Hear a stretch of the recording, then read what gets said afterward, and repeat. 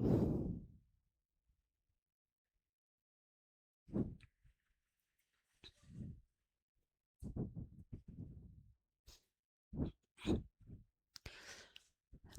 दोस्तों, शिक्षा सोपान के ऑनलाइन एजुकेशन प्लेटफॉर्म में एक बार आपका फिर से स्वागत है। आज हम एक नए विषय के साथ में आपके सामने उपस्थित हैं। जैसा कि आपको पता है कि डीएड स्पेशल एजुकेशन में जो भी बच्चे डीएड कर रहे हैं, जिनको आप स्पेशल एसटीसी के नाम से जानते हैं, उन बच्चों के पेपर इस समय चल रहे हैं, रनिंग में है। काफ़ी बच्चों के द्वारा ऐसी रिक्वायरमेंट थी कि भाई हमारे पेपरों की तैयारी अच्छे से हो जाए और कोई भी बैक वगैरह ना लगे। तो उनके लिए हमारे द्वारा यहाँ पर ए, एक घंटे की, ज़्यादा से ज़्यादा एक घंटे की हम वीडियो यहाँ पर बनाते हैं और एक घंटे में आपका पूरा पेपर जो है वो क्लियर हो जाता है। यदि आपने पूरी ईयर में, पूरी साल के अंदर आपने पढ़ाई नहीं की है या आपने बहुत कम पढ़ाई की है, पेपर के प्रति आपका कॉन्फिडेंस नहीं है, तो आप इस वीडियो को आराम से देख लें और आप अपना पेपर जो है वो आराम से कर पाएंगे। आराम से आपको पासिंग मार्क्स प्लस नंबर आराम से मिल जाएंगे। किसी की हेल्प की आपको ज़रूरत नहीं पड़ेगी, ना किसी से आपको टेंशन लेनी है, ना आप डिप्रेशन में रहेंगे। किसी भी प्रकार का कुछ भी आपको प्रॉब्लम नहीं आएगा। तो चलिए अपन बात करते हैं। यहाँ पर मात्र 25 क्वेश्चन हम यहाँ पर पढ़ने वाले हैं। प्रत्येक यूनिट से 5 क्वेश्चन, प्रत्येक यूनिट से पढ़ेंगे 5 क्वेश्चन, तो 25 क्वेश्चन हम यहाँ पर पढ़ेंगे। परीक्षा में आपको इसमें से 70 से 80% तक का पेपर जो है वो आपको मिल जाए। और अब तक हमारे जितने भी हमने सभी पेपरों की लगभग हम वीडियो रिकॉर्ड करते हुए आ रहे हैं, लेकिन हमने वो दूसरे चैनल पर अपलोड किया था, लेकिन आज हम आपको शिक्षा सोपान के चैनल पर भी इसको दे रहे हैं, क्योंकि शिक्षा सोपान से हमारे ज़्यादातर बच्चे जो हैं वो कनेक्ट हैं। तो आप इसको ज़रूर देखें और अपना पेपर आराम से करें। तो चलिए सबसे पहले अपन यूनिट नंबर 1 की बात करेंगे। और यूनिट नंबर 1 में सबसे पहला प्रश्न आएगा कि परिवार का अर्थ और विशेषताएं क्या है। क्योंकि आज हम जो पेपर पढ़ रहे हैं, 5वां पेपर है आपका, जो आपका 2 तारीख को होने वाला है, ठीक है ना, 2 जुलाई को। और इसका नाम है फैमिली एंड कम्युनिटी, मतलब परिवार और समाज, समुदाय, समुदाय कह लो, समाज कह लो। परिवार और समुदाय के बारे में, समाज के बारे में अपन पढ़ेंगे। पेपर ज़्यादा कठिन नहीं है, पेपर सरल है। आप अपनी दैनिक जो है, हम समाज में रहते हैं, परिवार में रहते हैं, तो उसके आधार पर भी आप इसके आंसर जो है आराम से लिख सकते हैं। लेकिन यहाँ पर हम जो है एक प्रॉपर तरीके के आंसर यहाँ पर पढ़ेंगे। चलिए तो देखते हैं परिवार का क्या मतलब होता है। यहाँ पर अपन देखिए कि परिवार समाज की सबसे छोटी एवं महत्वपूर्ण इकाई है। आपको पता है समाज जो होता है वो किससे मिलकर बनता है? परिवार से। तो समाज की जो सबसे छोटी इकाई है वो क्या है? परिवार है। यदि आप सबसे महत्वपूर्ण इकाई की बात करते हैं तो क्या है? परिवार है, क्योंकि परिवार से मिलकर हमारा समाज बनता है। तो समाज के लिए परिवार बहुत इंपॉर्टेंट इकाई है। परिवार में कौन होता है? यहाँ पर अपन देख सकते हैं माता पिता, भाई बहन तथा अन्य सदस्य मिलकर रहते हैं और एक दूसरे के विकास, सुरक्षा और सहयोग में योगदान देते हैं। परिवार में हमारे साथ हमारे माता पिता रहते हैं, बहन भाई रहते हैं, या अन्य हमारे सदस्य, जैसे कोई संयुक्त परिवार है तो उसमें चाचा, ताऊ, चाची, बाबा, दादी हमारे साथ सब मिलजुल कर रहते हैं। और एक दूसरे के प्रति जो सदस्य हैं परिवार के, उनका एक दूसरे के प्रति जो है वो विकास, सुरक्षा और सहयोग में सभी आपस में एक दूसरे का क्या करते हैं? सहयोग करते हैं और अपना योगदान देते हैं। यहाँ पर अपन पढ़ेंगे परिवार की, क्या पढ़ेंगे? विशेषताएं। परिवार की क्या पढ़ेंगे? विशेषताएं। कि परिवार की विशेषताएं क्या होती है, तो ये अपन को याद रखना है। परिवार की विशेषताएं अपन को पढ़ के जाने हैं। क्या होती है परिवार की विशेषताएं? कि परिवार समाज की सबसे छोटी इकाई है। पहली विशेषता क्या हो गई? कि परिवार जो है वो समाज की सबसे छोटी इकाई है। दूसरी विशेषता हो गई कि प्रेम, स्नेह एवं विश्वास पर आधारित होता है। परिवार आपका किस पर आधारित है? प्रेम और स्नेह पर, विश्वास पर। हम हमारे परिवार के साथ में मिलजुल कर रहते हैं तो केवल इसी बेस पर रहते हैं कि हम सभी मिलजुल कर रहते हैं, प्रेम से रहते हैं, स्नेह से रहते हैं। एक का दूसरे पर एक विश्वास होता है, एक ट्रस्ट होता है। बच्चों के समाजीकरण का पहला माध्यम है। बच्चा जब समाज में जाएगा, बच्चा समाज के बारे में कुछ भी सीखेगा तो सबसे पहले वो किसके अंदर रहेगा? परिवार के अंदर। और परिवार के अंदर आकर के इन सारी चीज़ों को वो सीखेगा, समाजीकरण को सीखेगा, समाज के बारे में सीखेगा, और उसके बाद वो समाज में अपना कदम रखता है। प्रत्येक सदस्य के अधिकार एवं कर्तव्य होते हैं। आपको पता है परिवार का जो प्रत्येक सदस्य होता है, तो प्रत्येक सदस्य का अधिकार होता है एक, और कर्तव्य होता है। जैसे माना कि हमारे माता पिता हैं, तो हमारा पालन पोषण का कर्तव्य है उनका, वो हमारा पालन पोषण करते हैं, ठीक है ना। जो हमें अधिकार परिवार के अंदर मिलना चाहिए वो हमें मिलता है, ठीक है। हमारा जो कर्तव्य है वो हमें करना चाहिए। तो ऐसे सभी लोग जो हैं अपने अधिकार और कर्तव्य, ये दोनों चीज उनके होते हैं। आर्थिक, सामाजिक एवं भावनात्मक सुरक्षा प्रदान करता है। हमारा जो परिवार है हमको आर्थिक सुरक्षा देता है, मतलब जब जरूरत पड़ती है तो हमको पैसा मिलता है। सामाजिक सुरक्षा हमको मिलती है, भावनात्मक सुरक्षा हमको मिलती है। सारी सुरक्षाएं हमको कौन प्रदान करता है? हमारा परिवार। संस्कार एवं नैतिक मूल्यों का विकास करता है। हमारे परिवार में ही हमारे संस्कार और नैतिक मूल्य, इनका विकास होता है। हमारे संस्कार हमको कहाँ से मिलते हैं? परिवार से, क्योंकि सबसे पहले बच्चा किसके अंदर आएगा? परिवार के अंदर आएगा। बच्चे के सर्वांगीण विकास में महत्वपूर्ण भूमिका निभाता है। बच्चे का जो सर्वांगीण विकास होगा, उस विकास में परिवार की सबसे महत्वपूर्ण भूमिका होती है। सबसे ज्यादा भूमिका किसकी होती है? परिवार की होती है। निष्कर्ष क्या निकला? कि परिवार बच्चे के व्यक्तित्व निर्माण और उसके शारीरिक, मानसिक, सामाजिक विकास का आधार होता है। परिवार जो होता है वो बच्चे का व्यक्तित्व निर्माण करता है, और उसके शारीरिक हो, मानसिक हो या सामाजिक हो, ये सारे विकास का आधार जो होता है वो कौन होता है? परिवार होता है। ठीक है, चलिए दूसरा क्वेश्चन हम यहाँ पर देखते हैं कि परिवार कितने प्रकार के होते हैं। परिवार के प्रकार क्या है? बहुत इंपॉर्टेंट क्वेश्चन बनेगा कि परिवार के प्रकार क्या है। तो कौन कौन से प्रकार के परिवार होते हैं, चलिए देखते हैं यहाँ पर। इनके मुख्य प्रकार है, सबसे पहला संयुक्त परिवार। संयुक्त परिवार आपको पता है बड़ा परिवार होता है जिसमें सब लोग मिलजुल कर रहते हैं, चाचा ताऊ दादा दादी, है ना, हम, हमारे माता पिता, और हमारे भाई बहन, हमारे चचेरे ततेरे भाई बहन, सब लोग मिलकर रहते हैं। तो इसमें देखिए, जिसमें दादा दादी चाचा चाची अन्य सदस्य एक साथ रहते हैं, ये संयुक्त परिवार होता है। इसका लाभ क्या होता है? इसका फायदा क्या है भाई? संयुक्त परिवार से क्या फायदा है?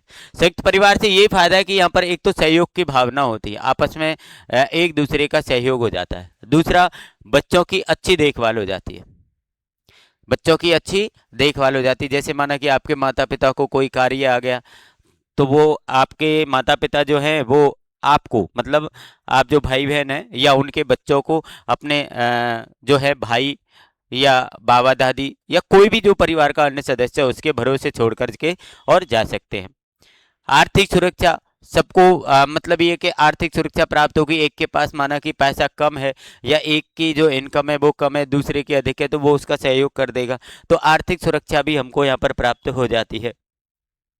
दूसरा परिवार है हमारा एकल परिवार, न्यूक्लियर। एकल परिवार में क्या होता है? जिसमें केवल माता पिता होते हैं और उनके बच्चे होते हैं। जैसे आप भाई बहन और आपके माता पिता यदि एक परिवार में रहते हैं तो आप एकल परिवार में रहते हैं। कौन से परिवार में रहते हैं आप? आप एकल परिवार में रहते हैं। चलिए, इसके लाभ क्या है? स्वतंत्र निर्णय। एक तो आप अपना निर्णय स्वतंत्र ले सकते हो, भाई हमें जो करना है वो हम कर सकते हैं क्योंकि आपके ऊपर कोई नहीं है, ठीक है। दूसरी बात, व्यक्तिगत ध्यान। आप व्यक्तिगत ध्यान अपने ऊपर दे सकते हैं या अपने बच्चों के ऊपर दे सकते हैं, क्योंकि आपको और कोई वहां पर नहीं है।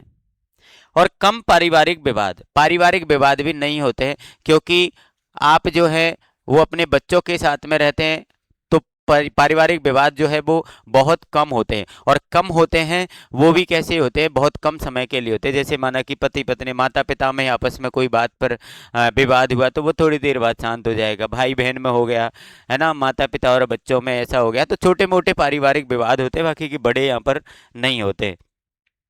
तीसरा परिवार होता है हमारा विस्तारित परिवार, जब हमारे रिश्तेदार भी परिवार के साथ जुड़ जाते हैं। काफी ऐसा होता है, काफी जगह ये परिस्थिति आ जाती है कि हमारा कोई रिश्तेदार भी हमारे साथ ऐड हो जाता है। तो जब हमारा रिश्तेदार भी हमारे साथ ऐड हो जाएगा तो वो परिवार कहलाएगा विस्तारित। एकल अभिभावक परिवार, जिसमें केवल माता या पिता बच्चों का पालन पोषण करते हैं। एकल अभिभावक, एकल अभिभावक माना कि या तो माता हो या पिता हो, माता पिता दोनों हो गए तो वो एकल परिवार हो जाएगा। लेकिन यहाँ पर है एकल अभिभावक परिवार, जिसमें केवल माता या पिता, इन दोनों में से एक हो और एक ही अपने बच्चों का क्या करता हो, पालन पोषण करता हो, तो वहां पर एकल अभिभावक परिवार कहलाता है। निष्कर्ष क्या निकला कि हर प्रकार का परिवार बच्चे के विकास में अपनी महत्वपूर्ण भूमिका निभाता है। चाहे परिवार कैसा भी हो, कोई सा भी हो, लेकिन बच्चे के विकास में महत्वपूर्ण पार्ट होता है कौन, परिवार। अगला क्वेश्चन हम देखते हैं तीसरा, दिव्यांग बच्चे के विकास में परिवार की भूमिका स्पष्ट कीजिए। यदि बच्चा दिव्यांग है तो परिवार की क्या भूमिका है, चलिए देखते हैं। दिव्यांग बच्चे के विकास में परिवार की भूमिका अत्यंत महत्वपूर्ण होती है। आपको पता है सामान्य बच्चों से ज्यादा यदि मैं बात करूं परिवार की भूमिका की, तो दिव्यांग बच्चों के लिए परिवार की भूमिका सामान्य बच्चों से कहीं अधिक होती है, क्योंकि सामान्य बच्चे अपना कार्य खुद भी कर सकते हैं, लेकिन दिव्यांग बच्चे बहुत से ऐसे होते हैं जो अपनी दिनचर्या भी अपने आप नहीं कर पाते हैं, तो उनमें परिवार की जो भूमिका है वो बहुत ज़्यादा बढ़ जाती है। चलिए देखते हैं भूमिका क्या है। पहला, प्रेम एवं सुरक्षा प्रदान करना, उन बच्चों के लिए प्यार, प्रेम और स्नेह देना, है ना, और उनकी क्या करना, सुरक्षा करना। दूसरा, आत्मविश्वास बढ़ाना। आपको पता है जो बच्चा दिव्यांग है तो उसका सेल्फ कॉन्फिडेंस जो है वो डाउन होता है ना, खुद का आत्मविश्वास गिर जाता है, तो उनके आत्मविश्वास को बढ़ाने का काम किसका होगा, हमारे परिवार का। शिक्षा के लिए प्रेरित करना, शिक्षा का मतलब ही दिव्यांग बच्चे जो है वो नहीं जानते, तो शिक्षा का मतलब उनको कौन समझाएगा भाई, सबसे पहले कौन समझाएगा, माता पिता। तो शिक्षा के लिए प्रेरित करना भी माता पिता का कार्य होता है।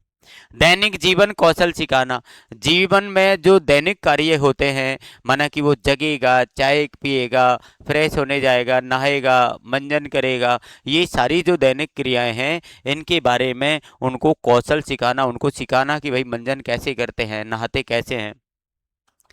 चिकित्सा एवं पुनर्वास सेवाएं उपलब्ध कराना, चिकित्सा और पुनर्वास सेवाएं उपलब्ध कराना, जैसे उनको मेडिकल की ज़रूरत है, डॉक्टर की ज़रूरत है, तो ये सुविधा अपन को देनी है। पुनर्वास, उनके रहने आवास की व्यवस्था हमको परिवार को करनी होती है। सामाजिक गतिविधियों में भाग लेने के लिए प्रेरित करना, सामाजिक गतिविधियों में भाग लेने के लिए प्रेरित करना। आपका बच्चा जो है वो आपको पता है दिव्यांग है, वो परिवार के बाहर जाने की हिम्मत नहीं करता है, लेकिन हम उसको प्रेरित करेंगे कि बेटा आपको परिवार के साथ तो अपनी गतिविधि रखनी है, लेकिन यदि कोई सामाजिक कार्यक्रम भी है तो उसमें भी अपन को आगे जाकर के भाग लेना है। शिक्षक एवं विशेषज्ञों के साथ सहयोग करना, यदि उस बच्चे का कोई भी शिक्षक या एक्सपर्ट, कोई भी जो विशेष शिक्षा का एक्सपर्ट होता है या स्पेशल एजुकेटर होता है, तो उसके साथ माता पिता को क्या करना चाहिए, सहयोग करना चाहिए, जिससे कि वो आपके बच्चे को अच्छी से अच्छी शिक्षा दे पाए। और बच्चे की विशेष आवश्यकताओं को समझना, यदि बच्चे की कोई विशेष आवश्यकताएं हैं तो उन विशेष आवश्यकताओं को समझना भी क्या होता है, हमारे परिवार में माता पिता का कार्य होता है। अब इसमें निष्कर्ष क्या निकला कि परिवार के सहयोग से दिव्यांग बच्चा आत्मनिर्भर और सफल जीवन जी सकता है। यदि दिव्यांग बच्चे को आत्मनिर्भर बनाना है या सफल जीवन देना है, अच्छा जीवन देना है, तो उसमें सबसे महत्वपूर्ण भूमिका होगी उसके परिवार की। किसकी होगी, उसके परिवार की। दिव्यांगता का परिवार पर क्या प्रभाव पड़ता है, प्रश्न नंबर 4, दिव्यांगता का हमारे परिवार पर क्या प्रभाव पड़ेगा, चलिए देखते हैं। दिव्यांगता का प्रभाव केवल बच्चे पर ही नहीं बल्कि पूरे परिवार पर पड़ता है। दिव्यांगता का प्रभाव बच्चे ही बच्चे पर नहीं पड़ता है, उसके पूरे परिवार पर पड़ता है। सकारात्मक प्रभाव और अपन पढ़ेंगे नकारात्मक प्रभाव। सकारात्मक प्रभाव क्या है, जैसे परिवार में सहयोग की भावना बढ़ती है, परिवार में क्या होता है, सहयोग की भावना बढ़ जाती है। धैर्य एवं संवेदनशीलता विकसित होती है, अपना धैर्य बढ़ जाता है और संवेदनशीलता भी हमारी विकसित हो जाती है। पारिवारिक एकता मजबूत होती है, परिवार की जो एकता है वो क्या हो जाती है, मजबूत हो जाती है। नकारात्मक प्रभाव क्या पड़ेगा, आर्थिक बोझ बोझ बढ़ता है, आर्थिक बोझ बढ़ जाता है, पैसे का बोझ बढ़ जाता है। आपको पता है यदि बच्चा दिव्यांग है तो उसका खर्चा ही खर्चा है, उसकी इनकम कुछ नहीं है, तो आर्थिक बोझ भी बढ़ जाता है। जैसे बच्चे के लिए कोई सहायक उपकरण लाना है, बच्चे को कोई एक्स्ट्रा अपन को शिक्षा दिलवानी है, बच्चे को कोई थेरेपी वगैरह करानी है, बच्चे को चिकित्सा देनी है, तो इन सब पे आर्थिक बोझ हमारा बढ़ जाता है। एक मानसिक तनाव उत्पन्न होता है बच्चे के अंदर भी और बच्चे के परिवार के अंदर। क्या हो जाता है? मानसिक तनाव बढ़ जाता है। सामाजिक समस्याओं का सामना करना पड़ता है। समाज में अनेक तरह की समस्याएं आएंगी। लोग हो सकता है आपके बच्चे की उपेक्षा करें, है ना। लोग हो सकता है आपके बच्चे का या आपके बच्चे के लिए आपको अपमानित करें, या आपके बच्चे के प्रति कह रहे हैं अरे भाई इस बच्चे को आप क्यों साथ में लेकर आए हो। तो पारिवारिक समस्या, वो सामाजिक समस्याओं का भी आपको सामाजिक सामना करना पड़ सकता है। समय की अधिक आवश्यकता होती है, आपको समय ज़्यादा देना पड़ेगा बच्चे। जैसे माना कि हमारा सामान्य बच्चा, उससे तो हमने कह दिया बेटा नहा ले धो ले रेडी हो जा स्कूल जाना है। अब यदि आपको, वो तो कहने से ही वो आपके सारे काम कर लेगा, लेकिन जो दिव्यांग बच्चा है उसको आप कहने से ये काम नहीं कर सकते, आपको तो उसके साथ लगना पड़ेगा, उसको नहलाना पड़ेगा, उसको नाश्ता कराना पड़ेगा, उसको मंजन कराना पड़ेगा, उसको कपड़े पहनाने पड़ेंगे, स्कूल पहुंचाना पड़ेगा। तो आपको समय ज़्यादा चाहिए और भविष्य की चिंता बनी रहती है। परिवार में यदि कोई दिव्यांग बच्चा है उसका भविष्य कैसा होगा, माता पिता इस सोच में रहते हैं, चिंता में रहते हैं कि आज हम हैं जिससे कि इसका पालन पोषण कर रहे हैं, लेकिन जब हम नहीं होंगे तो इस बच्चे का पालन पोषण कैसे होगा, कौन करेगा। क्वेश्चन नंबर 5 जो हमारी फर्स्ट यूनिट का लास्ट क्वेश्चन है, परिवार की आवश्यकताओं एवं समस्याओं का वर्णन कीजिए। परिवार की कौन कौन सी आवश्यकताएं हैं, परिवार में कौन कौन सी समस्याएं आती हैं, उनका अपन को यहाँ पर वर्णन करना है। तो सबसे पहले अपन पढ़ते हैं परिवार की आवश्यकताएं। सही जानकारी एवं मार्गदर्शन। परिवार को सबसे पहली आवश्यकता है कि कोई व्यक्ति उनको ऐसा मिले जो उनको सही जानकारी दे सके और उनका मार्गदर्शन सही कर सके, मतलब उनको अच्छी चीज़ें बता करके उनको जागरूक कर सके, आर्थिक सहायता कर सके। परिवार की आवश्यकता ये भी होती है यदि कोई आदमी गरीब परिवार से है तो उसकी आर्थिक सहायता कर सके। चिकित्सा और पुनर्वास सेवाएं, उनको डॉक्टर की सेवा उपलब्ध करा सके, उनको आवास, पुनर्वास मतलब आवास की सुविधा दे सके। विशेष शिक्षा की सुविधा, उनको स्पेशल एजुकेशन की व्यवस्था कर सके, कोई स्पेशल एजुकेटर के द्वारा उनको शिक्षण कार्य की व्यवस्था हो सके। एक भावनात्मक सहयोग, उनको भावनात्मक सहयोग मतलब उनकी जो भावनाएं हैं उन भावनाओं का हमें सम्मान करें। ऐसे नहीं कि उनकी हम क्या है अपमान कर दें, उपेक्षा कर दें, इससे वो और निराश हो जाते हैं। सरकारी योजनाओं की जानकारी, एक अपन को जो गवर्नमेंट की प्लान है, सरकारी योजनाएं हैं, उनकी अपन को उनके माता पिता को जानकारी देने की आवश्यकता होती है, उस परिवार को इनकी आवश्यकता होती है। अब परिवार की समस्याएं क्या है, कौन कौन सी समस्याएं परिवार के सामने आ जाती हैं। देखिए, आर्थिक कठिनाई, आपको पता है पैसे की प्रॉब्लम। मानसिक तनाव आता है क्योंकि परिवार हमेशा चिंता में रहेगा अपने बच्चे को लेकर के। सामाजिक भेदभाव, लोग समाज में उनके साथ भेदभाव करने लग जाते हैं, उनके बच्चे के साथ भेदभाव करने लग जाते हैं। अरे भाई ये तो बच्चा विकलांग है, दिव्यांग है, ये क्या जानता है, इसको दूर रखो, इसको हमारे सामाजिक प्रोग्राम में, कार्यक्रम में मत लाया करो, ऐसे करके हम भेदभाव कर देते हैं। एक जानकारी का अभाव, हमारे पास में जानकारी नहीं होती है कि ऐसे दिव्यांगों की शिक्षा की क्या व्यवस्था है, ऐसे दिव्यांगों को कोई सरकारी सहायता मिलती है क्या, कोई ऐसे एक्ट हमारे भारत सरकार के द्वारा या राज्य सरकार के द्वारा चलाए गए हैं जो इनको दिव्यांगों को हेल्प करते हो, तो इनकी जानकारी नहीं होती है। एक उनकी भविष्य की चिंता होती है। परिवार को, अपने परिवार में रहने वाले जो दिव्यांग बच्चे हैं उनकी भविष्य की चिंता भी आपको पता है होती है।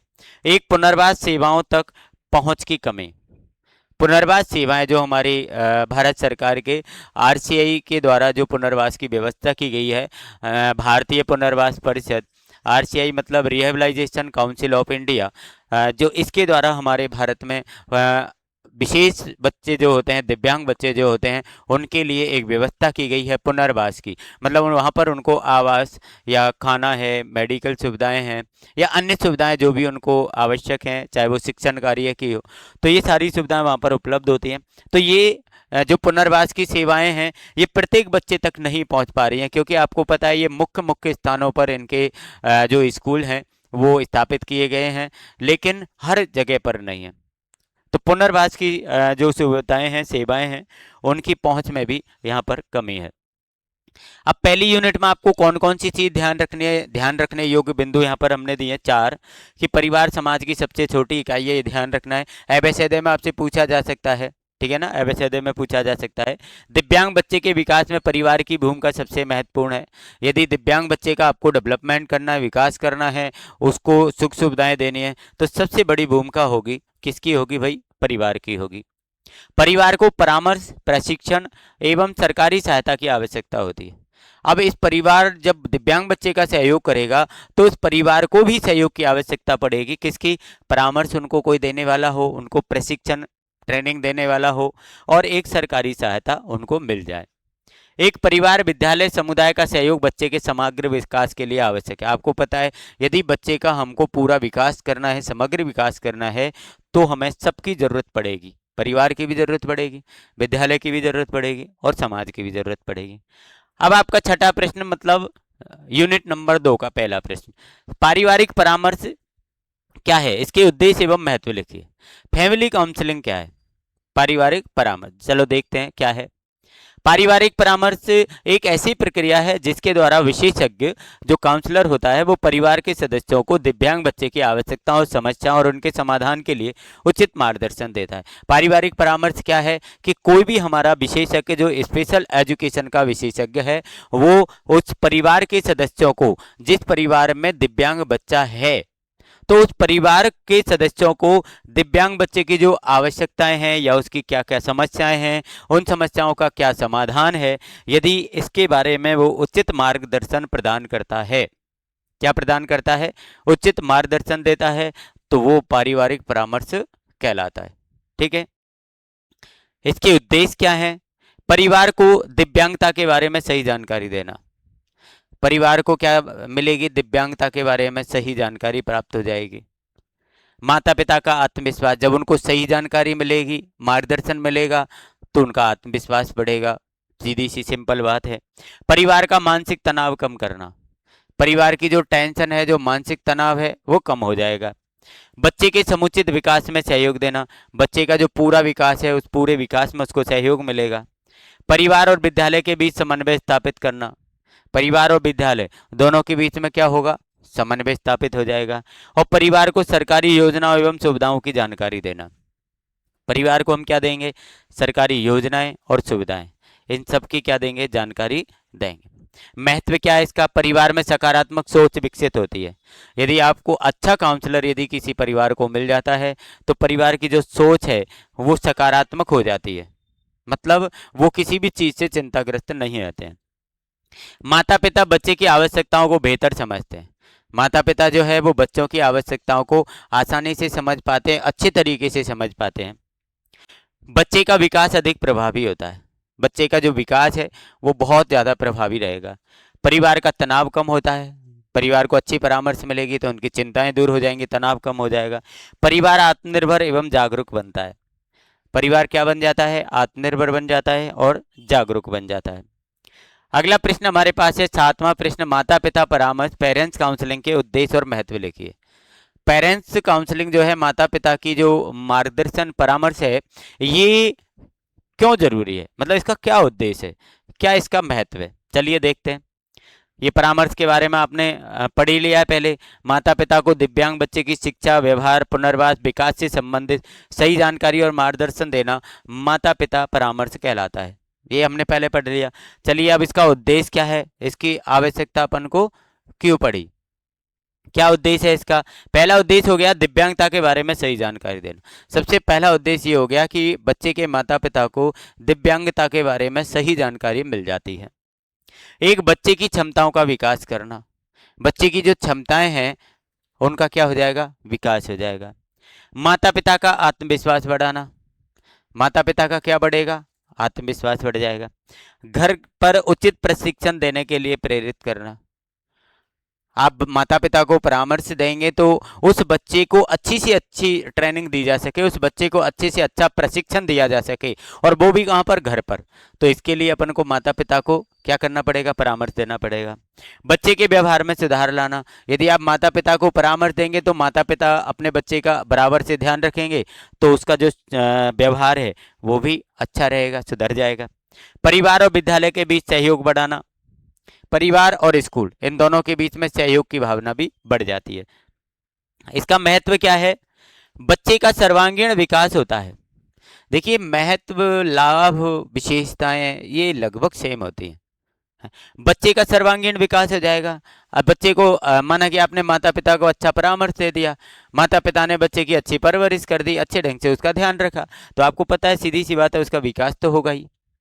माता पिता में सकारात्मक दृष्टिकोण विकसित होता है। माता पिता की जो बुद्धि है, उनका जो दृष्टिकोण है वो सकारात्मक हो जाता है, बच्चे के प्रति नकारात्मकता नहीं आती है। तनाव चिंता कम हो जाती है। शिक्षा और पुनर्वास में सफलता मिलती है, उसको अच्छी शिक्षा भी मिल जाएगी, उसको पुनर्वास भी मिलेगा। और परिवार की भागीदारी बढ़ जाती है।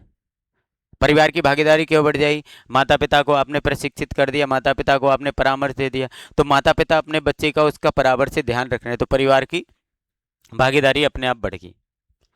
अगला प्रश्न हमारे पास में आता है, प्रश्न नंबर 8 कि परिवार से सशक्तिकरण क्या है? फैमिली एम्पावरमेंट क्या है? ठीक है ना, परिवार से सशक्तिकरण। परिवार से सशक्तिकरण क्या है? परिवार को इतना सक्षम बनाना कि वह दिव्यांग बच्चे की शिक्षा, स्वास्थ्य, पुनर्वास और अधिकारों की रक्षा स्वयं कर सके, परिवार से सशक्तिकरण कहलाता है। परिवार से सशक्तिकरण क्या है? परिवार में शक्ति बढ़ाना। और कैसी शक्ति बढ़ाना? इतनी शक्ति बढ़ाना कि वो परिवार अपने परिवार में जो दिव्यांग बच्चा है, उस दिव्यांग बच्चे के लिए शिक्षा की, स्वास्थ्य की, पुनर्वास की और अधिकारों की रक्षा खुद कर सके, इतना उसको पावरफुल बनाना, इतनी उसको शक्ति देना, क्या कहलाता है? परिवार सशक्तिकरण कहलाता है। ठीक है, चलो परिवार को सशक्त बनाने के उपाय क्या है? कैसे कैसे आप परिवार को सशक्त बना सकते हो? भाई कैसे कैसे बना सकते हो? देखिए, उचित प्रशिक्षण देकर। सबसे पहले तो आप परिवार को एक अच्छा और उचित प्रशिक्षण दीजिए, ट्रेनिंग दीजिए, तो वो परिवार से सशक्तिकरण में आ सकता है। सरकारी योजनाओं की जानकारी। सरकार ने बहुत सारी योजनाएं विकलांगों के, दिव्यांगों के लिए चला रखी हैं, तो आप उन योजनाओं की जानकारी उस परिवार को दीजिए। आर्थिक सहायता उपलब्ध कराना। आप उनको आर्थिक सहायता दीजिए, किसी भी एनजीओ के माध्यम से, किसी भामाशाह के माध्यम से, कैसे भी उनको आर्थिक सहायता दी जाए। भावनात्मक सहयोग।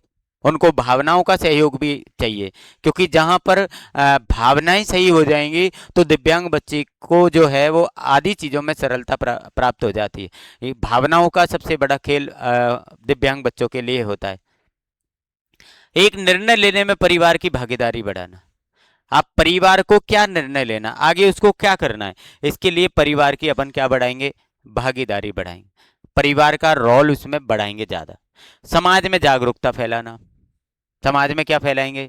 जागरूकता। समाज को भी जागरूक करेंगे। अब इसका लाभ क्या होगा भाई? फायदा क्या होगा? वही फायदे हैं, परिवार आत्मनिर्भर बनता है, परिवार खुद क्या हो जाता है? आत्मनिर्भर हो जाता है। बच्चे का विकास बेहतर होगा। अब इसमें यूँ लिख दो, सर्वांगीण विकास होगा, सर विकास बेहतर होगा। माता पिता का आत्मविश्वास बढ़ेगा। देखिए, आत्मनिर्भर भी बनेगा परिवार और आत्मविश्वास भी बढ़ेगा। सामाजिक भागीदारी बढ़ती है और परिवार समस्याओं का समाधान स्वयं कर सकता है। परिवार से सशक्तिकरण से क्या होगा कि परिवार के अंदर इतनी शक्ति आ जाएगी कि परिवार अपनी समस्याओं का समाधान खुद कर लेगा, स्वयं कर लेगा। ठीक है, अगले क्वेश्चन की तरफ अपन बढ़ते हैं। प्रश्न नंबर 9, परिवार के तनाव के कारण और समाधान लिखिए। परिवार में तनाव क्यों रहता है, चिंताएं क्यों रहती? चलिए देखते हैं तनाव के क्या कारण है। वही कारण है, आपको पता है, पहले भी हमने पढ़ चुके हैं इनको, कि आर्थिक कठिनाई आती है, पैसे की प्रॉब्लम, भविष्य की चिंता है, दिव्यांग बच्चे का भविष्य कैसा होगा, हम नहीं रहेंगे तो इसका पालन पोषण कैसे होगा, इसका जीवन कैसे चलेगा। समाज में उनके साथ भेदभाव होता है, ये भी तनाव का कारण है। हम चिंता में आ जाते हैं, भाई हमें समाज में लोग मतलब नीचा दिखाते हैं, हमारा अपमान करते हैं। एक जानकारी का अभाव है, सारी जानकारियां हम गाँवों, ग्रामीण क्षेत्रों में तो दिव्यांग बच्चों के लिए आवश्यक जानकारियां प्राप्त होती नहीं हैं। इसके अलावा बच्चे की देखभाल का अधिक बोझ, बच्चे की जो देखभाल की जाती है उसका बहुत ज़्यादा बोझ हमारे परिवार के ऊपर आ जाता है। मानसिक एवं भावनात्मक दबाव, दिमाग से और भावनाओं से, इन दोनों तरीके से परिवार के ऊपर और दिव्यांग बच्चे के ऊपर क्या होता है? बोझ आ जाता है, दबाव आ जाता है। अब इनका समाधान क्या है भाई? आप इनको समाधान कैसे कर सकते हैं? देखिए, परिवार को उचित परामर्श देना। अब आपको इन सब चीज़ों का समाधान करना है, तनाव का, तो सबसे पहली बात तो ये कि परामर्श उचित दो परिवार को। परिवार को उचित परामर्श मिल जाएगा तो परिवार जो है कुछ तनावों से क्या हो जाएगा? मुक्त हो जाएगा। सरकारी योजना का लाभ दिला दो। सरकार ने विभिन्न प्रकार की दिव्यांगों के लिए योजनाएं चला रखी है। उन योजनाओं का लाभ हम किसको दिलाएंगे भाई? किसको दिलाएंगे? परिवार को दिलाएंगे। तो परिवार को एक क्या मिलेगा? संबल मिलेगा उससे। सामाजिक सहयोग बढ़ाना, समाज के लोगों को हम जागरूक करेंगे और समाज के लोग उनके साथ क्या है, सहयोग की भावना से रहें। समाज के लोग उनका अपमान नहीं करें, उनको सम्मान दें। परिवार के सभी सदस्यों की भागीदारी सुनिश्चित करना।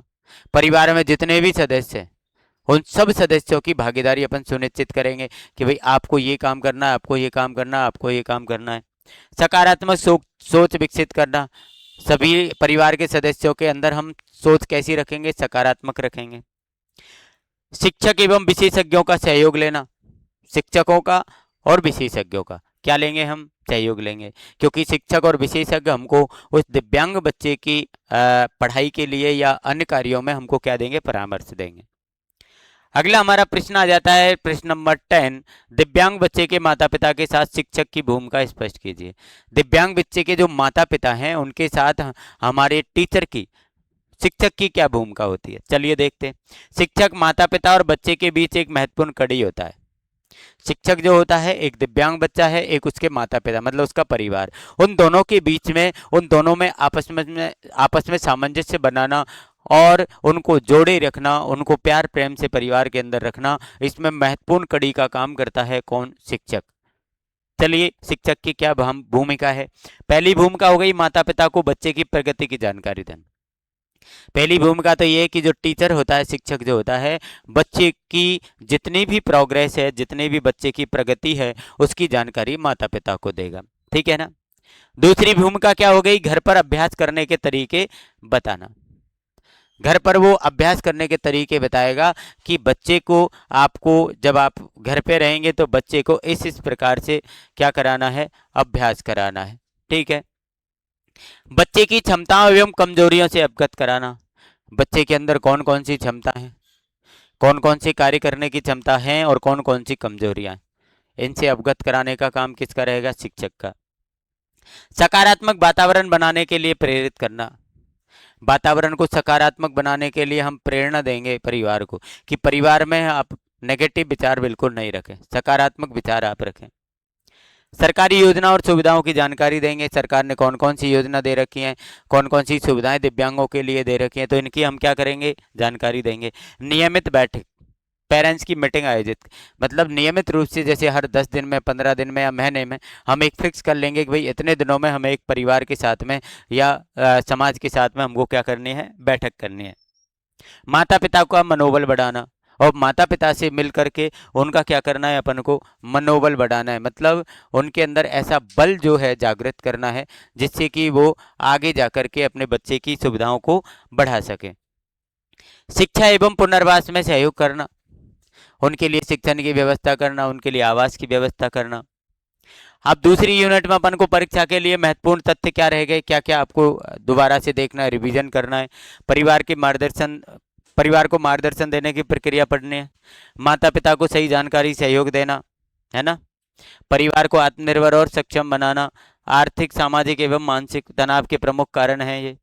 शिक्षक की भूमिका मार्गदर्शक, सहयोगी, परामर्शदाता और समन्वयक, ये अपन को ये जो है वो देख कर जाना है। फैमिली काउंसलिंग क्या है, पेरेंट्स काउंसलिंग क्या है, फैमिली एम्पावरमेंट क्या है, तनाव के प्रमुख कारण क्या है, शिक्षक की भूमिका।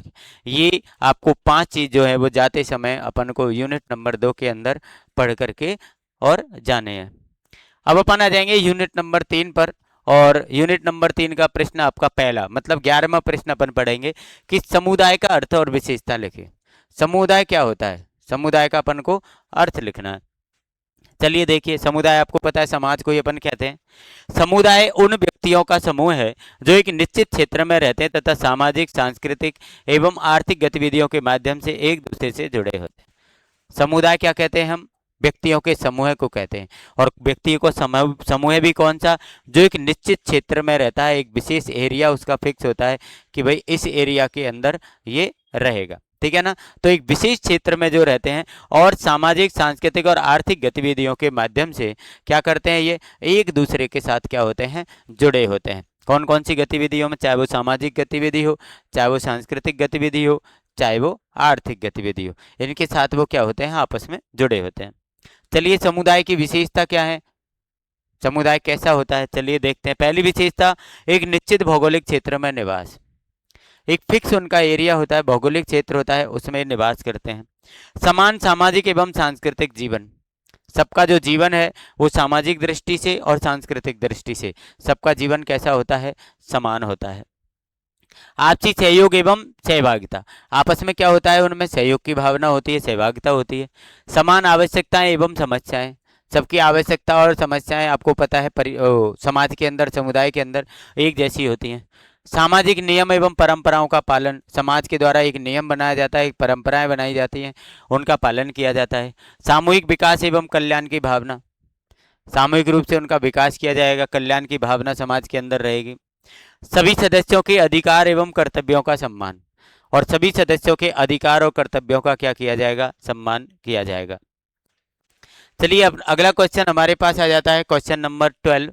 समुदाय आधारित पुनर्वास कम्युनिटी बेस्ड रिहेबिलिटेशन सीबीआर क्या है, इसके उद्देश्य एवं महत्व लिखिए। बहुत इंपॉर्टेंट क्वेश्चन है, बहुत बहुत बहुत इंपॉर्टेंट क्वेश्चन है। अपन को इस सीबीआर को बिल्कुल याद करके जाना है। सीबीआर की फुल फॉर्म भी आपको याद करके जाने, सीबीआर की फुल फॉर्म याद करके जानी है। समुदाय आधारित पुनर्वास मतलब कम्युनिटी बेस्ड रिहेबिलिटेशन, ये ध्यान रखना है अपन को। सीबीआर का अर्थ क्या है, एक ऐसी पुनर्वास प्रक्रिया जिसमें समुदाय की सक्रिय भागीदारी से दिव्यांग व्यक्तियों को शिक्षा, स्वास्थ्य, रोजगार, सामाजिक जीवन में समान अवसर प्रदान किए जाते हैं। ये क्या है, एक पुनर्वास की प्रक्रिया है। सीबीआर क्या है, एक पुनर्वास की प्रक्रिया है जिसमें क्या करते हैं हम, समुदाय की सक्रिय भागीदारी से। अब देखिए ये सीबीआर जो है वो समुदाय की सक्रिय भागीदारी से काम करेगा, समुदाय इसमें सक्रिय रहेगा। समुदाय की सक्रिय भागीदारी से क्या करेंगे, दिव्यांग व्यक्तियों को शिक्षा से संबंधित, स्वास्थ्य से संबंधित, रोजगार से संबंधित और सामाजिक जीवन में समान अवसर प्रदान करेंगे। क्या करेंगे, समान अवसर देंगे। उद्देश्य क्या है, सीबीआर का क्या उद्देश्य है, ठीक है ना, कम्युनिटी बेस्ड रिहेबिलिटेशन, ये आपको याद रखना है, सीबीआर की फुल फॉर्म। उद्देश्य हो गया इसका कि दिव्यांग व्यक्तियों को समाज की मुख्य धारा से जोड़ देंगे। सबसे पहला उद्देश्य हो गया कि दिव्यांग व्यक्ति जो है उनको समाज की मुख्य धारा से हम जोड़ने का काम करेंगे। शिक्षा, स्वास्थ्य सेवाएं उपलब्ध कराएंगे, शिक्षा की, स्वास्थ्य की। आत्मनिर्भरता विकसित करेंगे, दिव्यांग बच्चे, दिव्यांग व्यक्ति जो है खुद आत्मनिर्भर हो जाए तो आत्मनिर्भरता विकसित करेंगे। रोजगार के अवसर बढ़ाएंगे, उनके लिए हम रोजगार उपलब्ध कराएंगे। परिवार एवं समुदाय की भागीदारी सुनिश्चित करना, समुदाय और परिवार इन दोनों की भागीदारी हम सुनिश्चित करेंगे उनके लिए। समान अवसर एवं अधिकार उपलब्ध कराना, हम उनके लिए समान अवसर देंगे, समान अधिकार भी उनको प्रदान करेंगे। अब इसका महत्व क्या है, देखिए महत्व और उद्देश्य दोनों लगभग मिलते जुलते होते हैं। जैसे समाज में समावेशन को बढ़ावा मिलता है, समावेशन को बढ़ावा मिलेगा मतलब सब लोग समान रूप से रहेंगे। दिव्यांग व्यक्ति आत्मनिर्भर बन जाएंगे, दिव्यांग व्यक्ति क्या बन जाएंगे, आत्मनिर्भर, खुद सेल्फ डिपेंड हो जाएंगे। अगला इसका महत्व हो गया, सामाजिक भेदभाव कम हो जाता है, समाज में भेदभाव कम हो जाएगा, आपको पता है सब एक जैसे रहेंगे। पुनर्वास सेवाएं स्थानीय स्तर पर उपलब्ध होती हैं, पुनर्वास की जो सेवाएं हैं वो स्थानीय स्तर पर उपलब्ध होंगी, मतलब परिवार या समाज के लेवल पर। और जीवन स्तर में सुधार होता है, जब उनको सारी सुविधाएं परिवार और समाज के लेवल पर प्राप्त होने लगेंगी तो उनका जो जीवन है वो क्या हो जाएगा, सुधर जाएगा। अगला है क्वेश्चन 13वां, समावेशी समाज इंक्लूसिव सोसाइटी की अवधारणा समझाइए। समावेशी समाज क्या, देखिए हमने समावेशी शिक्षा पढ़ी है पहले, क्या पढ़ी है, समावेशी शिक्षा। अब पढ़ेंगे हम समावेशी समाज, ठीक है। समावेशी समाज वह समाज है जहां प्रत्येक व्यक्ति चाहे वे दिव्यांग हो या सामान्य को समान अधिकार, अवसर, सम्मान एवं भागीदारी प्राप्त हो।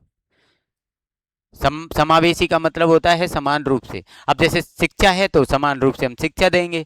यदि यहाँ पर क्या है, समाज है, तो वह समाज है ये जिसमें प्रत्येक व्यक्ति चाहे वो दिव्यांग है चाहे वो सामान्य, वहां पर भी हम ऐसा ही करते थे, चाहे वो दिव्यांग है चाहे वो सामान्य है, यदि वो दोनों एक साथ मिलकर के शिक्षा लेते हैं तो वो समावेशी शिक्षा होती है। लेकिन यहाँ पर चाहे वो दिव्यांग है चाहे वो सामान्य है, यदि उसको समाज के अंदर समान अधिकार मिल जाए, समान अवसर मिले, उनको सम्मान मिले और भागीदारी यदि उनको प्राप्त हो सभी क्षेत्रों में, तो वो हमारा समाज जो होता है, ऐसे समाज को हम समावेशी समाज के नाम से जानते हैं।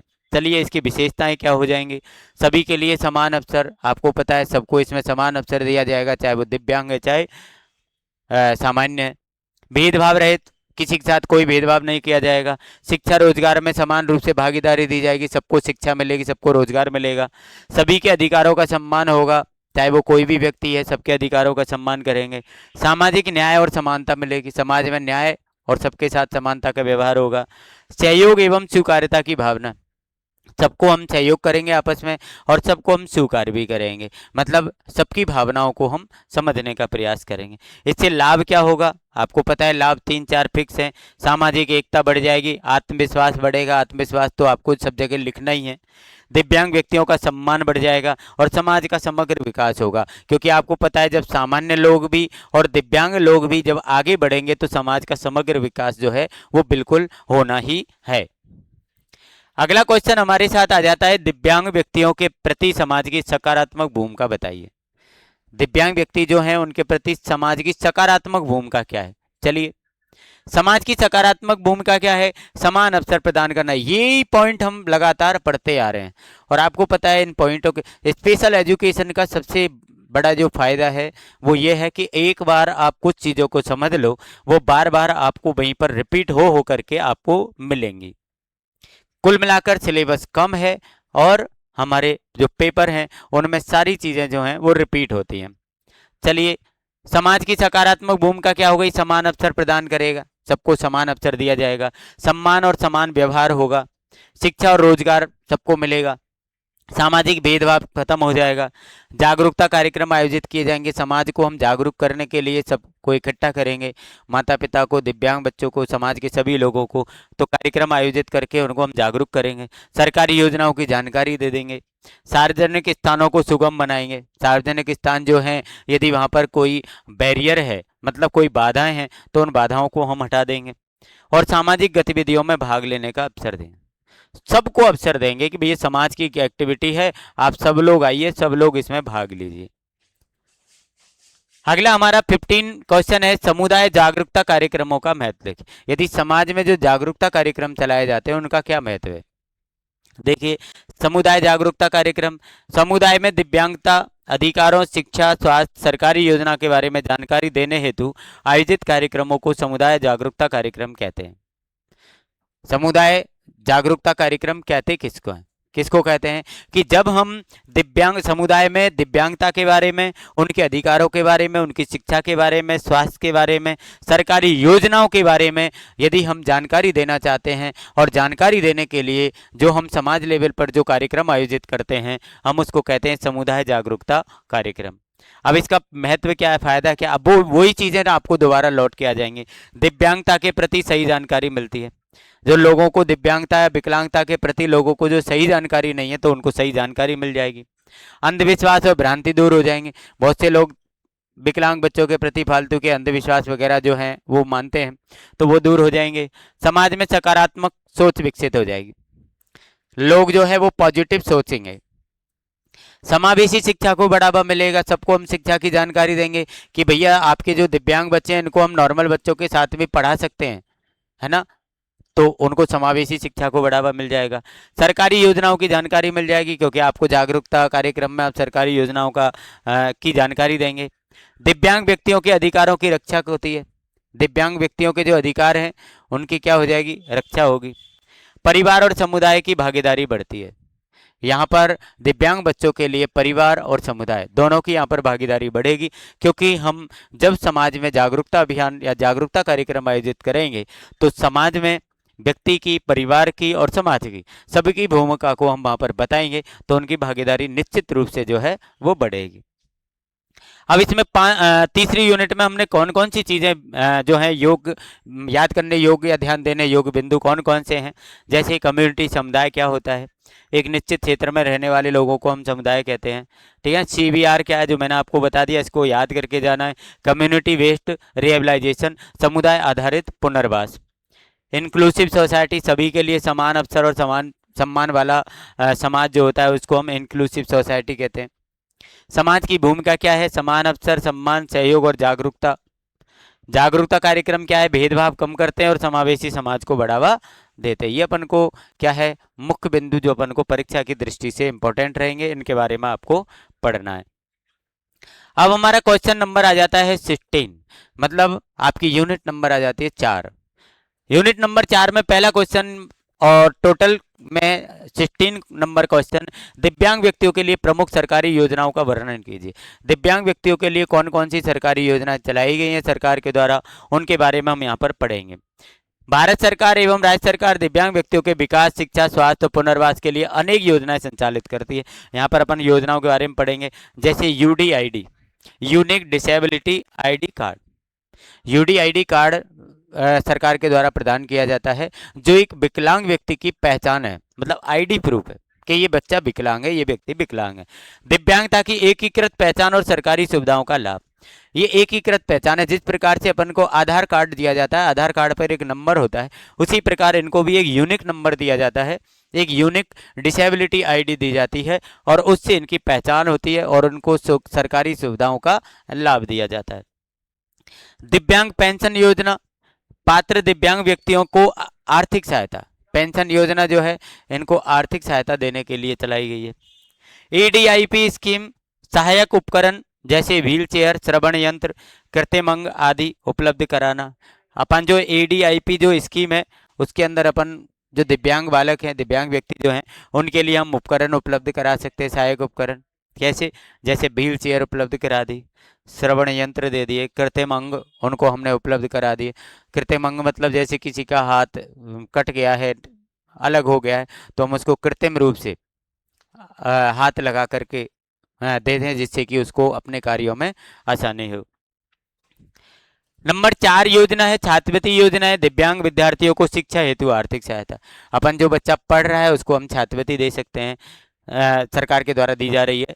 कौशल विकास एवं रोजगार योजनाएं, कौशल विकास और रोजगार की योजना सरकार के द्वारा चलाई जा रही है, जिसमें अपन रोजगार दे रहे हैं, सरकार के द्वारा रोजगार दिए जा रहे हैं या स्वरोजगार के अवसर बढ़ाए जा रहे हैं, उनको आर्थिक सहायता दे करके स्वरोजगार के लिए प्रेरित किया जा रहा है। समावेशी शिक्षा चालू की है, ये मतलब सामान्य विद्यालयों में भी विशेष बच्चों के लिए, दिव्यांग बच्चों के लिए शिक्षा चालू की गई है। राष्ट्रीय ट्रस्ट की योजनाएं, राष्ट्रीय ट्रस्ट की योजनाएं जो है जिसमें बौद्धिक एवं बहुदिव्यांग व्यक्तियों के लिए विभिन्न सहायता कार्यक्रम आयोजित किए जाते हैं। बौद्धिक रूप से दिव्यांग और बहुदिव्यांग, बहुदिव्यांग मतलब मल्टीपल डिसेबिलिटी। अगला हमारा 17वां क्वेश्चन है, आरपीडब्ल्यूडी एक्ट 2016 की मुख्य विशेषताएं लिखिए। आपको पता है ये हमने लगभग सभी पेपरों में खूब पढ़ा है, फर्स्ट ईयर में भी खूब पढ़ा है, यहाँ भी हमने खूब पढ़ा है, आपको आराम से ये याद है। तो इसकी फुल फॉर्म आपको याद रखनी है, एक तो right to person with disabilities act 2016, ठीक है ना, ये अपन को ध्यान रखना है। इसकी मुख्य विशेषताएं अपन को लिखनी है। यह अधिनियम दिव्यांग व्यक्तियों के अधिकारों की रक्षा के लिए, समान अवसर देने के लिए, समाज में उनको सम्मानजनक जीवन सुनिश्चित करने के लिए बनाया गया। अब देखो इनकी विशेषताएं क्या थी, मुख्य विशेषताएं, इसकी विशेषताएं आपको 10 दी गई हैं।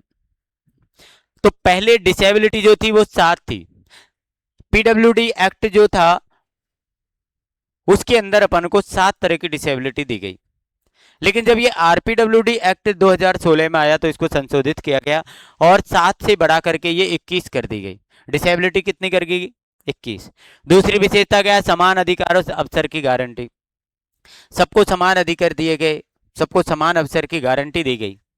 शिक्षा और रोजगार में इनको समान अवसर दिया गया। सरकारी नौकरी में 4% रिजर्वेशन की व्यवस्था की गई।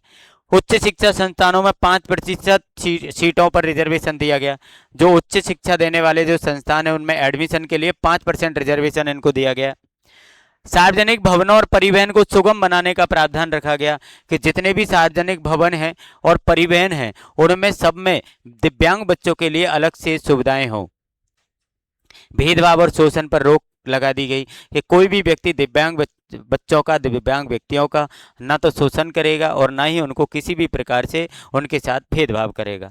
दिव्यांग महिलाओं और बच्चों के लिए विशेष अधिकारों की सुरक्षा, यदि कोई महिला दिव्यांग है या फिर कोई बच्चा दिव्यांग है तो उनके विशेष अधिकारों की सुरक्षा भी इसमें सुनिश्चित की गई। सामाजिक सुरक्षा एवं पुनर्वास की व्यवस्था, सामाजिक सुरक्षा और पुनर्वास की व्यवस्था यहाँ पर की गई। कानून के उल्लंघन पर दंड का प्रावधान, यदि आपने किसी भी प्रकार से कानून का उल्लंघन कर दिया तो आपको दंड का प्रावधान भी सरकार के द्वारा किया गया है। अगला प्रश्न इसमें है यूडीआईडी कार्ड क्या है, इसके लाभ लिखिए। यूडीआईडी कार्ड जो हमने अभी पढ़ा है, यूनिक डिसेबिलिटी आईडी कार्ड, ठीक है ना। ये क्या है? यूडीआईडी कार्ड भारत सरकार द्वारा जारी एक विशिष्ट दिव्यांग पहचान पत्र है। इसका उद्देश्य पूरे देश में दिव्यांग व्यक्तियों के लिए एक समान पहचान और सरकारी सेवाओं तक आसान पहुंच सुनिश्चित करना है। इसमें क्या है, एक यूनिक नंबर दिव्यांग बच्चे को दिया जाता है जो पूरे देश में दिव्यांग व्यक्तियों को एक समान पहचान देता है और सरकारी सेवाओं तक इनकी जो पहुंच है उसको आसान बना देता है। कौन? UDID number. इसके लाभ क्या हैं? पूरे भारत में मान्य है ये पहचान पत्र, पूरे भारत में मान्य। जैसे आधार कार्ड पूरे भारत के लोगों का, ऐसे ये सबका जो दिव्यांग है उन सबको यूडीआईडी कार्ड दिया गया। सरकारी योजनाओं का लाभ आसानी से इससे मिल जाता है। यदि आपके पास ये कार्ड है तो गवर्नमेंट योजना जितनी आपके लिए बनी है उनका लाभ आप आसानी से ले सकते हो। छात्रवृत्ति और पेंशन प्राप्त करने में सुविधा मिल जाएगी आपको। आपको छात्रवृत्ति के लिए यदि आप एलिजिबल हैं, पेंशन के लिए एलिजिबल हैं, तो आपको इस कार्ड से ये सारी सुविधाएं मिल जाएंगी।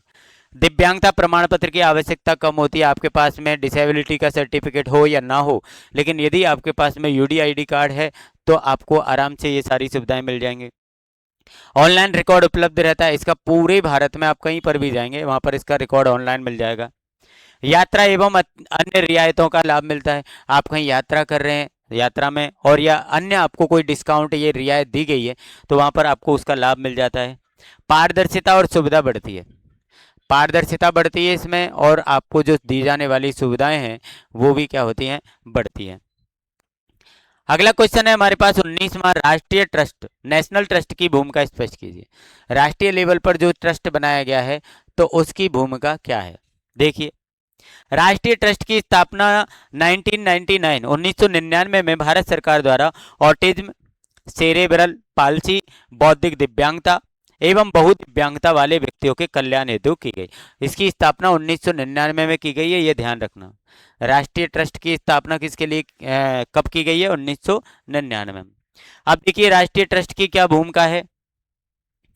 भूमिका सबकी वही है, भूमिका सबकी क्या है? वही है। देखिए, दिव्यांग व्यक्तियों के अधिकारों की रक्षा, दिव्यांग व्यक्तियों के अधिकारों की रक्षा इस ट्रस्ट से होती है। शिक्षा और पुनर्वास को बढ़ावा देना, इससे दिव्यांग बच्चे जो हैं उनकी शिक्षा को भी बढ़ावा मिलेगा और उनके पुनर्वास को भी बढ़ावा मिलेगा। परिवारों को सहायता एवं परामर्श प्रदान करना, परिवारों को क्या मिलेगी? सहायता भी मिलेगी और उनको परामर्श भी मिल जाएगा। कौशल विकास एवं रोजगार के अवसर बढ़ाएंगे, कौशल विकास और रोजगार के अवसर।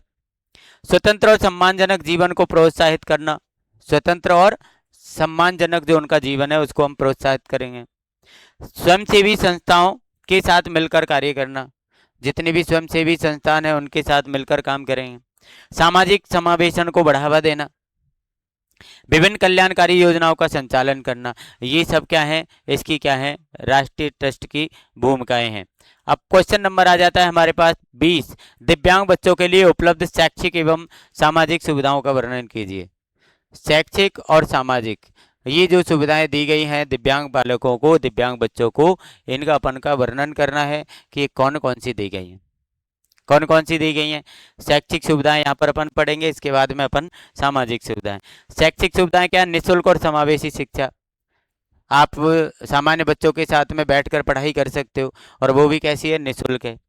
विशेष शिक्षक एवं संसाधन कक्ष, आपको विशेष शिक्षकों की उपलब्धता रहेगी। आपको रिसोर्स रूम जो अपन ने पहले पढ़े, संसाधन कक्ष, ये भी अपन को उपलब्ध होंगे। छात्रवृत्ति की योजनाएं आपको मिलेंगी। सहायक शिक्षण सामग्री और उपकरण जो टीएलएम वगैरह है वो भी आपको मिलेंगे, और उपकरण, सहायक उपकरण भी आपको मिलेंगे। परिवहन और पाठ्य सामग्री में आपको सहायता मिलेगी, परिवहन की व्यवस्था है विद्यालय जाने के लिए, और पाठ्य सामग्री भी आपको मिल जाएगी। परीक्षा में विशेष सुविधाएं जैसे अतिरिक्त समय और लेखक, परीक्षा में भी आपको विशेष सुविधाएं मिलती हैं, जैसे आपको एक्स्ट्रा टाइम मिल जाता है। श्रुति लेखक मिल जाता है, यदि किसी को लिखने में प्रॉब्लम होती है तो उसको श्रुति लेखक मिल जाता है। अब सामाजिक सुविधाएं कौन कौन सी हैं? जैसे दिव्यांग पेंशन, विकलांगों के लिए पेंशन की सुविधा है। स्वास्थ्य और पुनर्वास सेवाएं दी गई हैं। यूडीआईडी कार्ड दिया गया है। कौशल विकास और रोजगार प्रशिक्षण, कौशल विकास और रोजगार के लिए उनको ट्रेनिंग दी जा रही है। सामाजिक सुरक्षा योजनाएं, समाज में उनको सुरक्षा प्रदान की जा रही है। खेल सांस्कृतिक मनोरंजन कार्यक्रमों में भागीदारी, खेलों में सांस्कृतिक और मनोरंजन ये सारे कार्यक्रमों में उनको भागीदारी दी जा रही है। और सुगम सार्वजनिक स्थानों की व्यवस्था, सुगम और सार्वजनिक ये सारे स्थानों की उनको व्यवस्था की गई है। परीक्षा के लिए अपन को इस यूनिट में, चौथी यूनिट में कौन कौन सी चीजें याद रखनी है देख लीजिए आप। आरपीडब्ल्यू एक्ट के बारे में अपन को पढ़ना है। 21 प्रकार की दिव्यांगता है, आरपीडब्ल्यूडी एक्ट 2016 में मान्यता प्राप्त है। सरकारी नौकरी में इनको 4% रिजर्वेशन किसके आधार पर दिया गया, आरपीडब्ल्यूडी एक्ट 2016। उच्च शिक्षा में 5% आरक्षण आरपीडब्ल्यूडी एक्ट 2016 के द्वारा दिया गया। यूडीआईडी क्या है ये ध्यान रखना, यूडीआईडी की फुल फॉर्म भी याद रखना, unique disability ID card. National trust act 1999 में, नेशनल ट्रस्ट मुख्यतः अपन के ऑटिज्म, सेरेब्रल पाल्सी, ठीक है ना, इंटेलेक्चुअल डिसेबिलिटी और मल्टीपल डिसेबिलिटी के लिए कार्य करता है, ये अपन को ध्यान रखना है। एडीआईपी स्कीम क्या है, ये सहायक उपकरण उपलब्ध कराने वाली योजना है, जो विकलांग बच्चों के लिए उपकरण सहायक होते हैं उनको उपलब्ध कराती है। अगला प्रश्न हमारा है 21वां यूनिट नंबर 5 का पहला प्रश्न, विद्यालय परिवार और समुदाय के बीच समन्वय का महत्व लिखिए। यदि इनमें समन्वय है तो क्या महत्व है।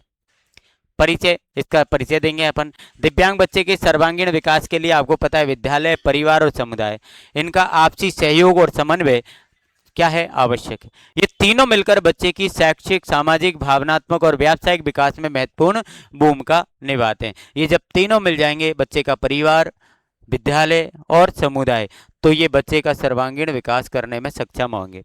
क्या भूमिका है, क्या महत्व है इनका। बच्चे का सर्वांगीण विकास होता है, आपको पता है महत्व और भूमिका वही है जो पहले से चली आ रही है। सर्वांगीण विकास होगा, शिक्षा की गुणवत्ता सुधर जाएगी, घर और विद्यालय में समान वातावरण मिलेगा, बच्चा को ऐसा एहसास ही नहीं होगा कि मैं अब घर में हूँ कि विद्यालय में हूँ, समान उसको व्यवस्था मिलेगी। बच्चे का आत्मविश्वास बढ़ता है, ये आपको पता ही है। सामाजिक समायोजन आसान हो जाता है, समाज के साथ में वो आसानी से समायोजन कर पाता है, मिलजुल कर रह पाता है। परिवार को उचित मार्गदर्शन मिल जाएगा। समुदाय में दिव्यांगता के प्रति जागरूकता बढ़ती है, समुदाय जो हमारा है वो दिव्यांगता के प्रति ज़्यादा उनको जागरूकता मिलेगी।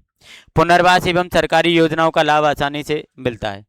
पुनर्वास जो आपको पता है आरसीआई के द्वारा ये योजना चलाई गई है, और सरकारी सेवाएं या सरकारी जो योजनाएं हैं उनका लाभ उनको आसानी से प्राप्त हो जाएगा। अगला हमारा 22वां क्वेश्चन है, बहुविषयक टीम क्या है। ये पहले भी आ चुकी है, और इसके सदस्यों के कार्य लिखिए। बहुविषयक टीम क्या है, ये विभिन्न क्षेत्रों के विशेषज्ञ मिलकर दिव्यांग बच्चे के विकास, शिक्षा और पुनर्वास के लिए कार्य करते हैं, तो उसे बहुविषयक टीम कहते हैं। मतलब अनेक विषयों के लोग इसमें होते हैं, अनेक स्पेशलिस्ट इसके अंदर होते हैं, और ये दिव्यांग बच्चों की विकास के लिए, उनकी शिक्षा के लिए, उनके पुनर्वास के लिए काम करते हैं, तो इसको हम बहुविषयक टीम कहते हैं। अब इसमें कौन कौन से सदस्य होते हैं, देखिए पहला होता है विशेष शिक्षक, स्पेशल एजुकेटर इसके अंदर होता है एक।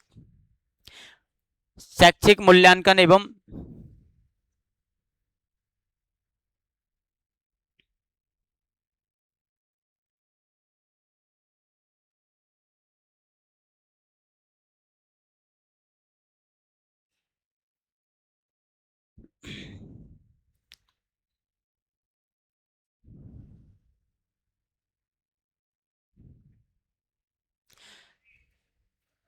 यहाँ पर ये अपना अलग है, लेकिन मैं यहाँ पर आपको बता देता हूँ।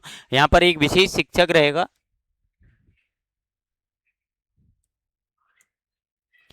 एक आपका यहाँ पर विशेष शिक्षक हो गया, ठीक है ना। एक अपन को इसमें क्या है कि चिकित्सक भी यहाँ पर होगा। कौन होगा, चिकित्सक होगा, ठीक है ना। ये इसको अपन मनोचिकित्सक भी बोल सकते हैं, मनोचिकित्सक, ठीक है ना। तीसरे नंबर पर बच्चे के माता पिता होते हैं, बच्चे के कौन होते हैं, माता पिता। एक इसमें आप थेरेपिस्ट भी होते हैं, थेरेपिस्ट भी इसके अंदर शामिल होते हैं। मतलब आपको एक स्पेशल एजुकेटर इसके अंदर शामिल होगा, एक मनोचिकित्सक शामिल होगा, बच्चे के माता पिता रहेंगे, और एक थेरेपिस्ट, ठीक है ना। ये सारे जो मिलकर के, ये अलग अलग प्रकार के जो व्यक्ति हैं, ये मिलकर के एक टीम का निर्माण करते हैं, उसको हम बहुविषयक टीम कहते हैं। अब इनके कार्य क्या है? इनके कार्य क्या है कि वो बच्चे की शिक्षा की और सम्मान के लिए काम करते हैं, उसको शिक्षा से जोड़ने का प्रयास करते हैं, उनकी चिकित्सा सुविधाओं का ध्यान रखते हैं, सरकारी योजनाओं का उनको लाभ दिलाते हैं, उनको सहायक उपकरणों की व्यवस्था कराते हैं, उनको शिक्षण के लिए सहायक शिक्षण सामग्री की व्यवस्था कराते हैं। ये सारे जो कार्य हैं वो इनके होते हैं, किसके? इस टीम के।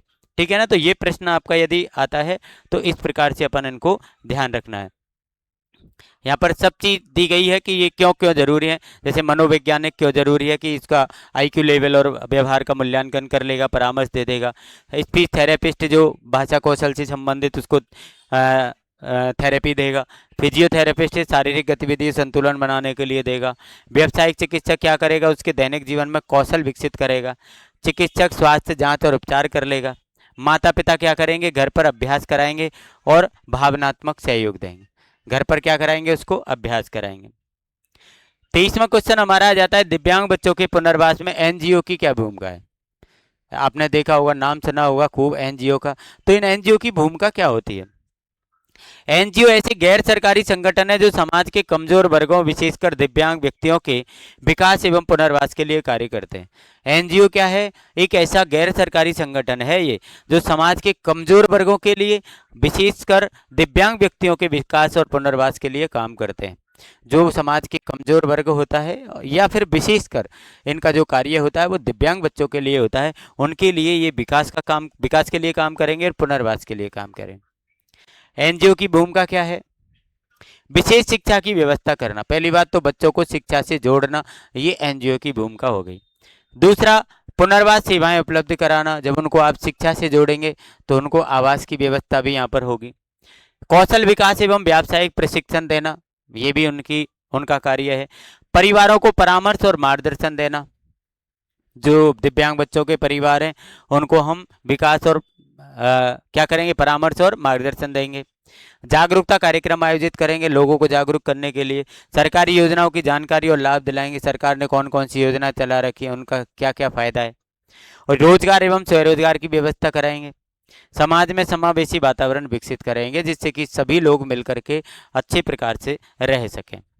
अगला प्रश्न हमारा यहाँ पर आता है, परिवार, विद्यालय और समुदाय की साझेदारी से मिलने वाले लाभ। यदि परिवार, विद्यालय और समुदाय साझेदारी मतलब यदि ये मिलकर काम करे, ये क्या करे? मिलकर काम करे, तो इसका क्या लाभ हमको मिलेगा? देखिए, बच्चे का सर्वांगीण विकास होगा। आपने पता है पहले से पॉइंट चलता हुआ आ रहा है। शिक्षा अधिक प्रभावी बन जाएगी। बच्चे का आत्मविश्वास बढ़ता है, ये पॉइंट बहुत दिनों से चलता आ रहा है। सामाजिक समायोजन में सहायता मिलेगी। परिवार को उचित मार्गदर्शन मिल जाएगा। समुदाय में जागरूकता बढ़ेगी।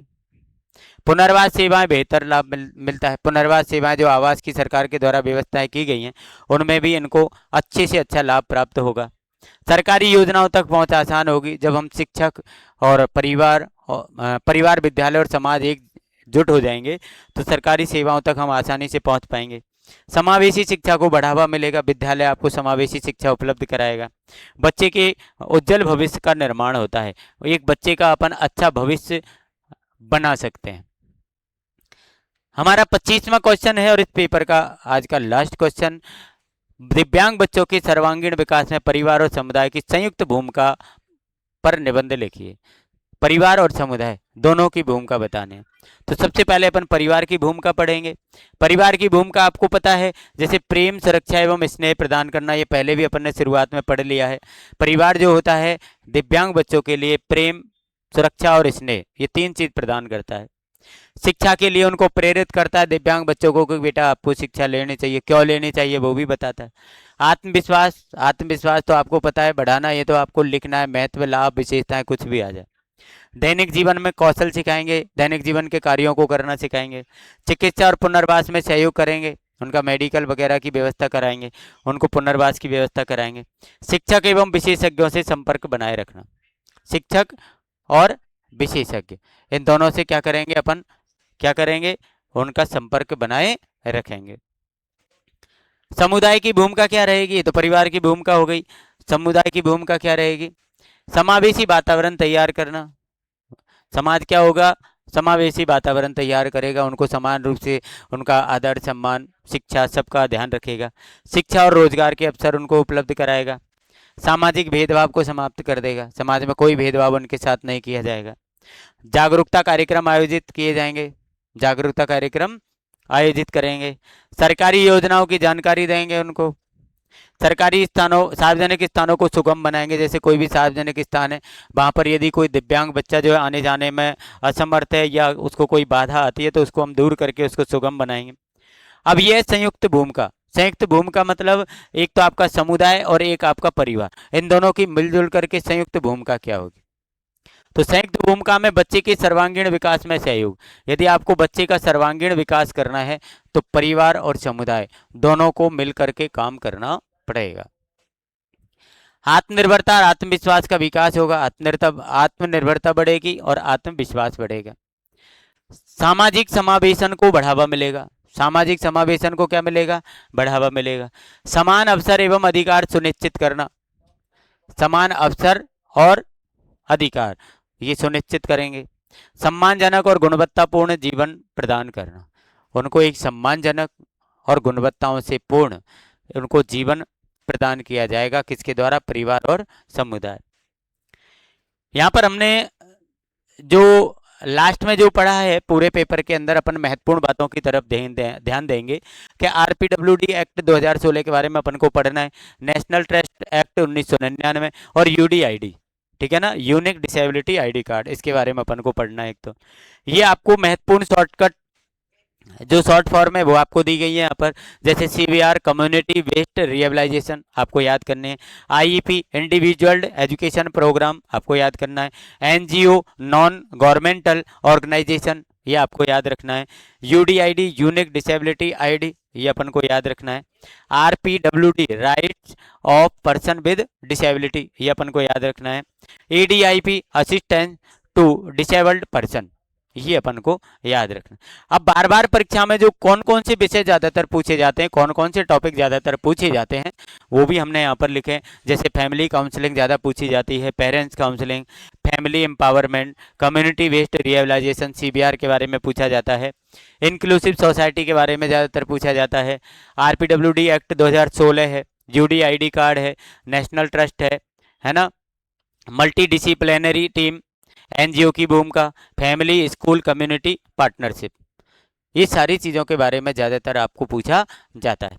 यहाँ पर हमने सभी क्वेश्चनों को जो है एक इम्पॉर्टेंट क्वेश्चन के रूप में यहाँ पर आपको दिया गया है। ये आपको पेपर नंबर 4 यहाँ पर लिखा गया है, ये पेपर नंबर 5 है, ठीक है ना, ये गलती से लिख दिया गया है, बाकी कि ये पेपर नंबर क्या है?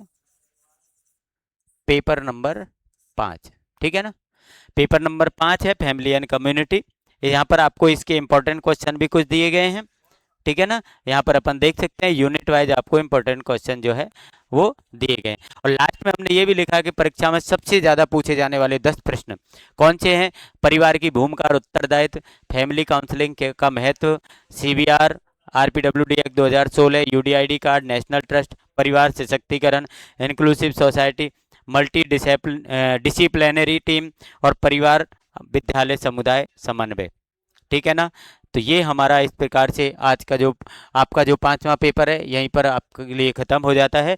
इसको आप आराम से पढ़ लो। और भैया हमारा जो ये जो चैनल है आपने उसको सब्सक्राइब कर रखा है, आरएमएस को, शिक्षा सोपान को भी आप सब्सक्राइब कर लो और लगातार इस पर जुड़े रहिए। ज़्यादा से ज़्यादा लोगों तक इसको शेयर कर दीजिए जो बेचारे स्पेशल एजुकेशन में एग्ज़ाम दे रहे हैं और वो अपना जो पेपर है ये 1 घंटे में भी पढ़ करके अपना आराम से पेपर पास कर सकें।